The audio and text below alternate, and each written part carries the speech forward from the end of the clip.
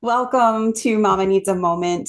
We are here with just a few of our Her Plus expert providers. They have come to join us for this important roundtable conversation on maternal grief and loss, supporting moms through difficult and hard seasons.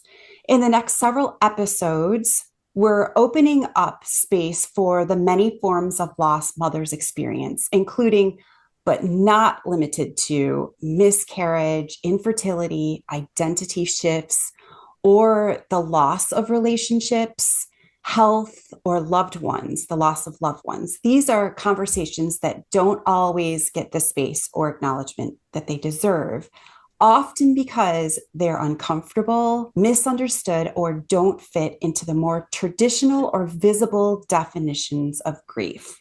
And because of that, many mothers find themselves carrying these experiences quietly without the validation or support they truly need. Our goal is to bring these experiences into the open and to create a space where grief in all of its forms can be named, explored, and met with compassion. So before we begin, each of our experts will briefly introduce themselves and share their area of focus.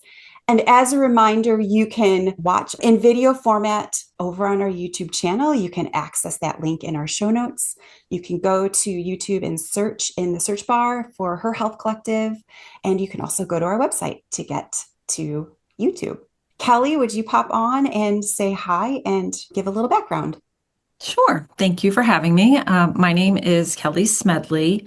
I am a board certified psychiatric clinical nurse specialist, and I'm also a certified perinatal mental health professional.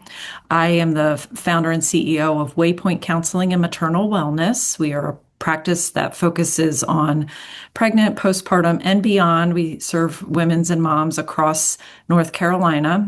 And I am also a loss mom myself. I have experienced the loss of my son when he was 3 months old to SIDS, and that was almost 13 years ago. So I not only have professional experience, I have a personal story as well, and I'm excited to talk about this topic today.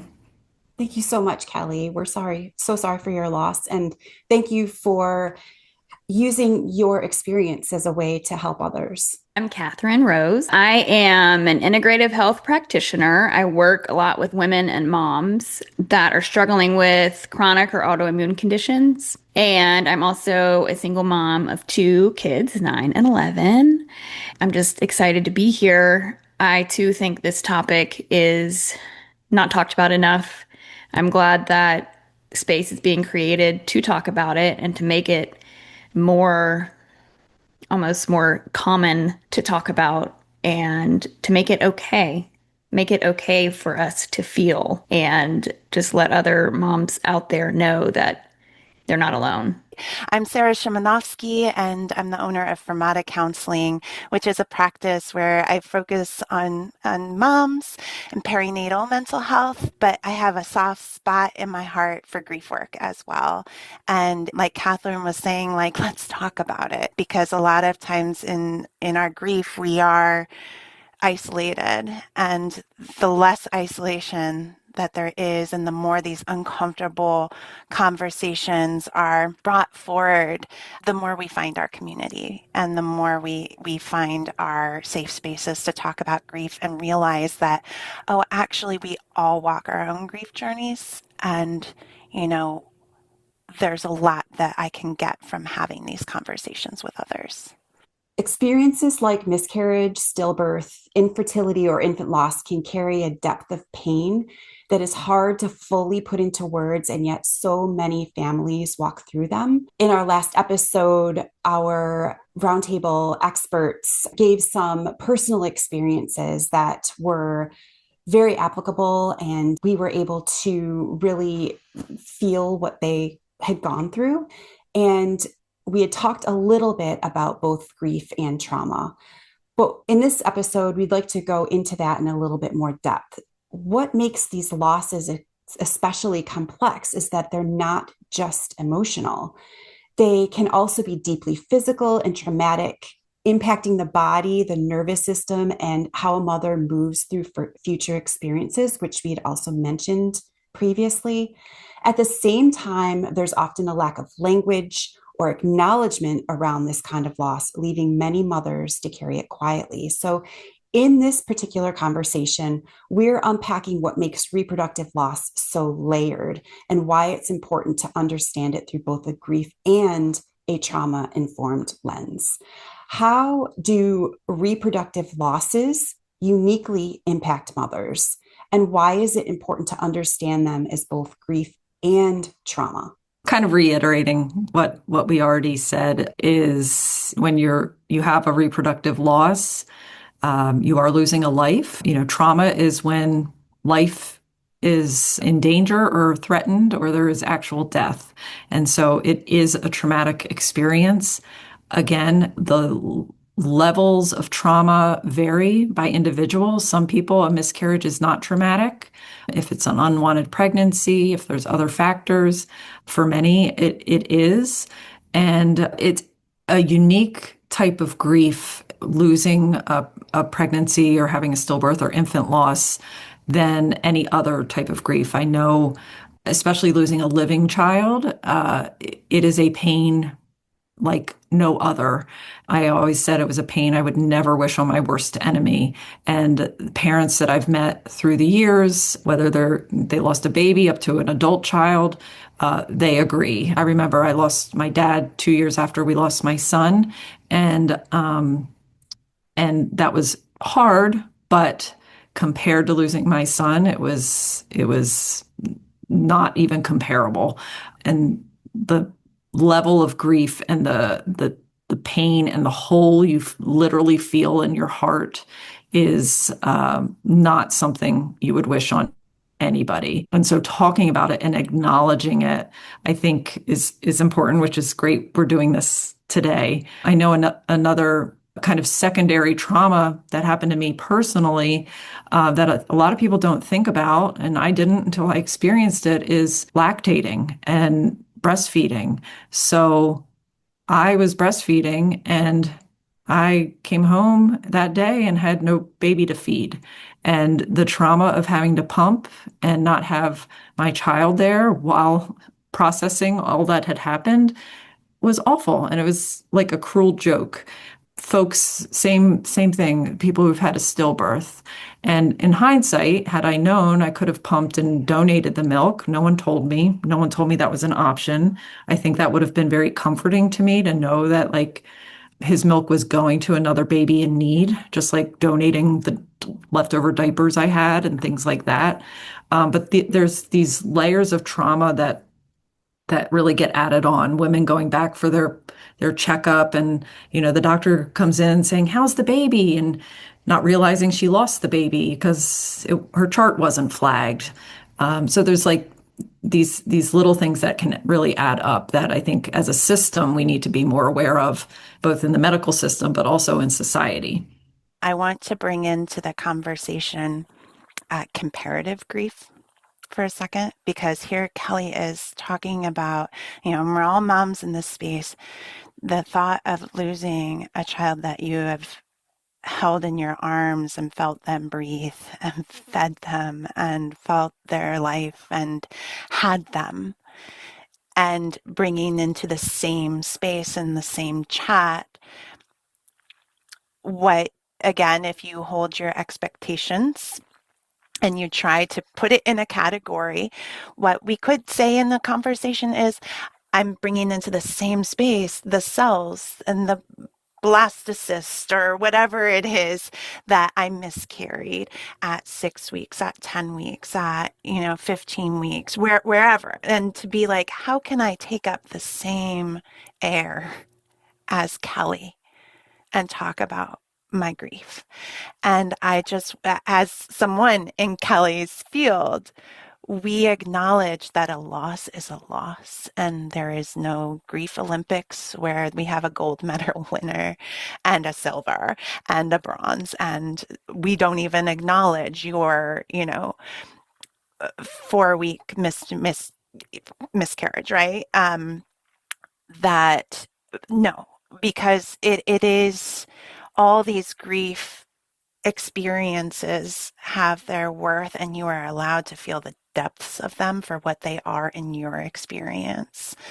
Um, and I appreciate Kelly bringing in this perspective and having this perspective and working with moms who know, like, she gets the depth of Mhm. this experience, but in no way by Kelly having that knowledge and having that personal experience does she diminish any other, like, level, if we use that term, of loss. Exactly, exactly. And I remember I used to lead a loss group for parents who have lost children. And so I was the only one who had lost an infant. Everybody else had lost teenagers or even adult children. And while the circumstances are different, you know, one might compare my loss as, well, he was just a baby, whereas, I had my son for, 25 years or whatever. And then, I might think, well, you got him for 25 years. I only had 3 months, and that's not a healthy thing, right? We can't compare. So I'm really glad you brought that up, Sarah. Like, pain is pain no matter what, and especially no matter how you lost your child, it's still valid and a loss. Because I have had people minimize, like, especially in the years since, like, if I have a friend going through something uncomfortable or tough, they feel the need to, like, yeah, I know, I'm so sorry to kind of dump this on you. And it's like, no, like, it's still hard that you're going through this, or that you lost this person, or you're going through this divorce or whatever. Like, it doesn't mean that you're not entitled to feel that. And so I'm really glad you brought that up, Sarah. I just had a question for both of y'all. I appreciate you sharing your experiences and things. Could you share what were some of the most helpful things that your village did for you and said to you? Because it can be uncomfortable, an uncomfortable situation, uncomfortable topic for people, I guess, on the outside, other side. Anything come to mind? Yes. Immediately, showing up, food, someone to help clean the house, dealing with, being the liaison with family and friends, having a point person. I had friends get me a massage. I had friends, reach out, take me out to dinner. And I had to eventually set some limits, because there's also, your own energy level. People helping with I had 3 living children at the time who were 2, 5, and 7. And so offering to help, take them out, play dates, things like that. So that helped in the immediate after we lost my son. But I would say in the years since, and I'm almost 13 years out, what has been most helpful is people acknowledging his name, saying, I remember Josh. I remember when he did this. I saw this and it reminded me of him. Because that's what parents really want, is to know that their child mattered and that their memory lives on. And I was talking to someone else a few days ago. We tragically a friend of mine lost her teenage son recently, very suddenly, and was telling him, what will be most helpful is 6 months from now, 2 years from now, 5 years from now, reaching out, sharing memories of her son, sending that text. When you're thinking about the person, take that extra 20 seconds, send a text. It really, really makes a difference, because, like I said, it helps minimize that isolation, that you're like in this island looked at with pity for the rest of your life. Whereas if people can just treat you like you are you, and share those memories, it really can help. When we don't have our own grief experiences yet to pull on, it makes us extra cautious around those who are in the depths of their grief. And oftentimes, in my friend groups, my personal life, I'm seen as the, like, person to text of, like, so and so's mom died. Do I say something? Yes. Yes, we always do. We don't need to tiptoe. We don't need to question ourselves acknowledging somebody's human experience. You know, I think to have that reminder of like, you can't really, as long as you're showing up in your humanity and being willing to be vulnerable and not know the right thing to say, we always show up. Like, yes, you can cause damage by saying like, well, she lived a good life. We could do like the awful things to say. And maybe that would be kind of a fun way to talk about grief of like, what's the most horrible thing you said? But as long as you come with humility and knowing that it's okay to not know, just show up. Just show up and be willing to be uncomfortable with them because they're not a grief expert either. They don't know the right thing to say either or what they need to hear. They've just gone through a loss that they are still actively processing, and they just want to know that their people haven't disappeared. They want to be seen, they want to be held. One of my favorite things post miscarriage, which is, again, one of those disenfranchised grief. We're like, am I allowed to be sad and get nice things for myself from my friends and have them say things? She sent me like 2 dozen cookies, like way too many cookies. But it was that gesture of like, oh, I am seen and I am held in this way that kind of feels ridiculous, but she's just showing up in the best way she can. Yeah, and I think you brought up a good point, Sarah, about it's okay to say, I don't know what to say, and I'm here. And say, there are no words, I'm here. And that's okay. That's something. To Sarah's point, when she said they're not a grief expert either, that made me think about the fact that everybody experiences grief differently also.